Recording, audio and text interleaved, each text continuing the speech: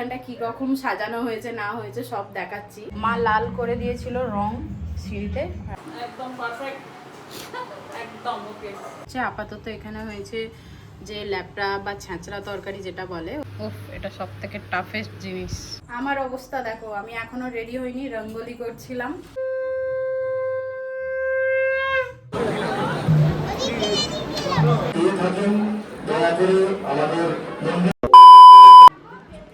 Hello everyone, good morning and welcome back to my channel Tiyas blog.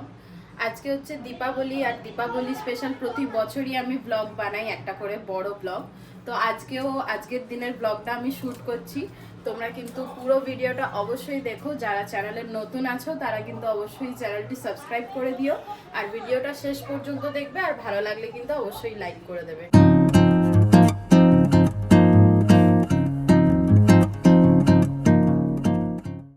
এখন কিন্তু সকালবেলা উঠে পড়েছি, সব বাসি কাজ হয়ে গেছে, স্নান হয়ে গেছে। এখানে মা মন্দিরে চলে এসেছে, এখানটা কি রকম সাজানো হয়েছে না হয়েছে সব দেখাচ্ছি।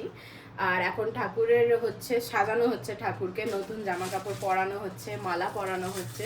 তো চলো ভিডিওটা কন্টিনিউ করি আর তোমরাও দেখতে থাকো। কালকে এই মাটির প্রদীপগুলো আর মাটির থালাটা ডিজাইন করেছি, কেমন হয়েছে তোমরা জানিও। আর তার সাথে এবারে সিঁড়িতেও আমি আলপনা দিয়েছি।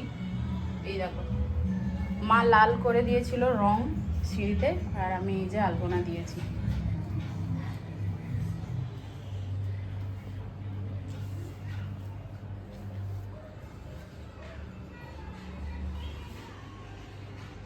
আর এই যে আমাদের লক্ষ্মী গণেশ যাদের আজকে পুজো হবে, তো এই যে জামা কাপড়গুলো নতুন পরিয়েছে, এগুলো কিন্তু মা নিজের হাতেই তৈরি করেছে লেস বসিয়ে। আর গণেশের পাগড়িটা তো আমি গণেশ পুজোর সময়তেই তৈরি করেছিলাম। এদিকে ভাই সকালবেলায় গিয়েছিল বাজার থেকে ও চলে এসেছে। দুদিন আগে থেকেই বাজার দোকান মোটামুটি করে রাখাই হয়েছিল, আর দু একটা কিছু জিনিস যেগুলো বাকি ছিল সেইগুলোই ভাই নিয়ে চলে এসেছে। এইদিকে আমি প্রথমেই ময়দাটা মেখে নিচ্ছি, কারণ একটু রেস্টে থাকলে ভালো হবে। এটা দিয়ে লুচি হবে, আর সাথে চাটাও খেয়ে নিলাম। এবার খিচুড়ি ভোগ আর পায়েস হবে বলে এখানে গোবিন্দভোগ চাল আর মুগের ডালটা ধুয়ে নিয়ে এলাম, আর ওইদিকে পায়েসের জন্য শুধু গোবিন্দভোগ চালটা ধুয়ে আনলাম। ওর মধ্যে মা দিয়ে দিচ্ছে ঘি। খিচুড়ি ভোগ কিংবা পায়েস রান্নার সময় চাল আর ডালটা যদি ঘি মাখিয়ে রাখা হয়, সেটার স্বাদ কিন্তু একদমই আলাদা হয়। তো এগুলোকে একটু রেস্টে রাখতে হবে। আর ততক্ষণে মা এদিকে নারকেল নাড়ুটা রেডি করে দিয়েছে। আমি বললাম আমাকে দাও, আমি বসে বসে পাকাই। তো আমি এখানে পাকিয়ে নিচ্ছিলাম, আর এদিকে কিন্তু মাম্মাম এসছে, ও কিন্তু হেল্প করতে এসছে। ও বলছে আমাকে কাজ দাও, আমি কাজ করব।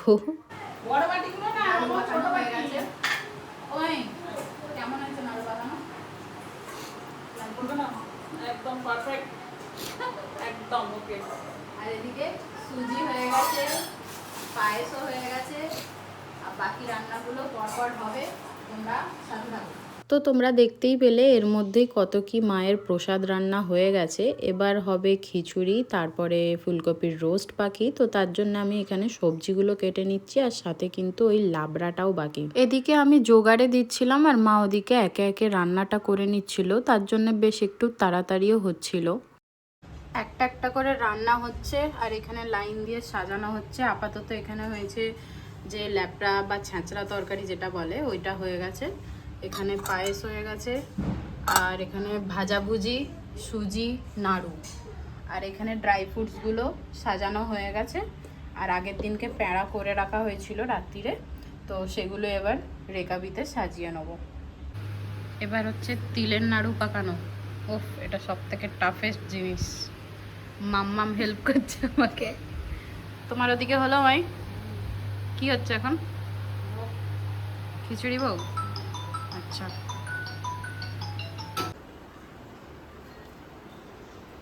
খিচুড়ি হয়ে গেছে, এখনো কি বাকি আছে? পনিরের এই যে পনির আর ফুলকপির রোস্ট বাকি, পনির কাটতে বসবো। আর ওখানে ফুলকপি বাকি আছে,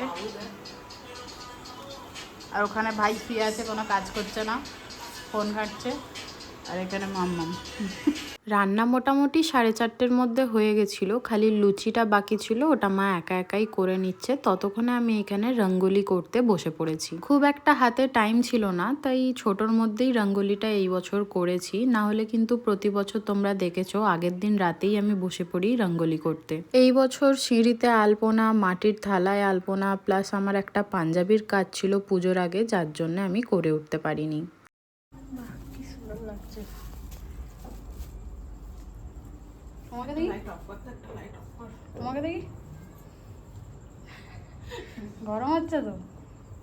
প্রচুর গরম। আমার অবস্থা দেখো, আমি এখনো রেডি হইনি, রঙ্গোলি করছিলাম। এবার যাই, রেডি হই, তারপরে আবার আসছি। তো তাড়াতাড়ি করে আমি ফ্রেশ হয়ে এদিকে আমি শাড়িটা পরে নিয়েছি। খুব একটা বেশি রেডি হয়নি, চোখে কাজল, একটা ছোট্ট টিপ আর লিপস্টিক পরেছিলাম শুধু। আর আমি যতক্ষণে রঙ্গোলি করছিলাম তখন মা রেডি হয়ে এখানে পুজোর আয়োজন শুরু করে দিয়েছিল। তো মোটামুটি রেডি মা করেই দিয়েছে। আমাকে মা বলল যে ঠাকুরের জন্য যে ভোগের থালাটা রেডি করতে হয়, সেই ভোগের থালাটা সাজিয়ে গুছিয়ে তুলে দিতে। তো আমি এখানে বাটির মধ্যে একে একে সমস্ত কিছু তুলে রাখছিলাম, আর থালার মধ্যে খিচুড়ি, ভোগ, ভাজাভুজি সব সাজিয়ে ঠাকুরের জন্য তুলে রেখেছি। এদিকে ভাইকে দায়িত্ব দেওয়া হয়েছিল যে প্রদীপগুলো আছে তার মধ্যে সলতে দিয়ে তেল দিয়ে রেডি করতে। তো রেডি করে দিল, আর এদিকে আমি প্রদীপগুলো জ্বালিয়ে যেখানে যেখানে বসানোর সেইখানে বসিয়ে দিচ্ছি। আর ছাদে গিয়ে ভাই মোমবাতিও লাগিয়ে দিয়েছিল। পুজোর তো একটা শুভ মুহূর্ত থাকে, তো সেই টাইম অনুযায়ী আমরা সবকিছু রেডি করে থাকি। তো মোটামুটি রেডি হয়েই গেছিল, এবার পুজো আরম্ভ হচ্ছে।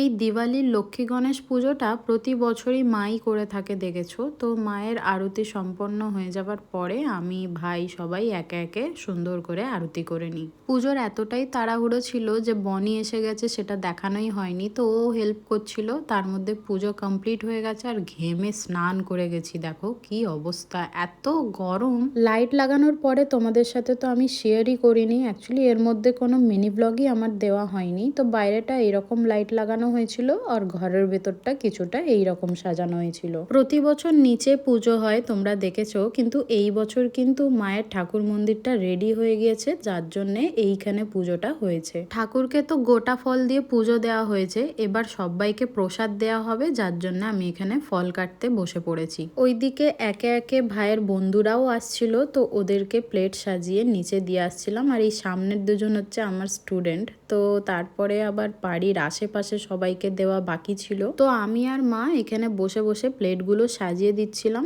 আর বনি আর ভাই গিয়ে দিয়ে আসছিল। সবাইকে ফল প্রসাদ দেয়া কমপ্লিট, আর পুজো আমাদের কমপ্লিট। আর এইখানে আমি এটাই বলছিলাম যে সাগর এসছে, আর এইদিকে আমাদের পুজো পুরোপুরি কমপ্লিট হয়ে গেছে। তার মধ্যে আমি একটা কাণ্ড ঘটিয়েছি, আমার হাতের রঙ্গোলি আমি নিজে হাতেই ঘেঁটে দিয়েছি।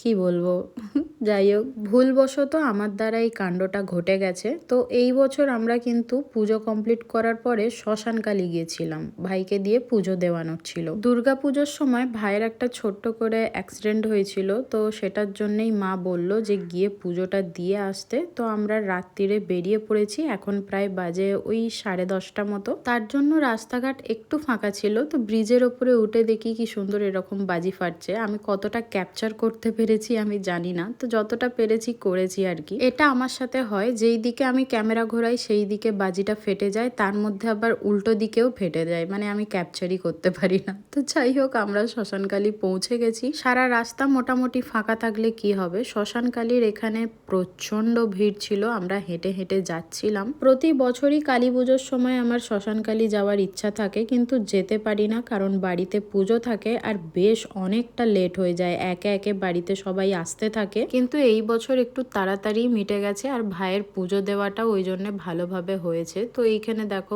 মাকে কি সুন্দর লাগছে। মায়ের এই মূর্তি পুজো একমাত্র কিন্তু এই কালী পুজোতেই দেখতে পাওয়া যায়। তো এইখানে ভাই, আমি, সাগর সবাই মিলে ধূপবাতি দিয়ে পুজোটা দিয়ে দিলাম, আর এইখানেই ব্লগটাকে শেষ করে দিচ্ছি। এরপরে সোজা বাড়ি চলে গিয়েছিলাম, আর খাওয়া দাওয়া করে সোজা শুয়ে পড়েছিলাম। আর কিছু শেয়ার করার মতো নেই, তার জন্য এইখানেই ব্লগটা এন্ড করছি। যদি ভালো লাগে অবশ্যই অবশ্যই চ্যানেলটি সাবস্ক্রাইব কিন্তু করে যেও। আর ভিডিওটা যদি এই পর্যন্ত দেখে থাকো তাহলে কিন্তু অবশ্যই লাইক আর একটা কমেন্ট করতে একদমই ভুলো না। So by.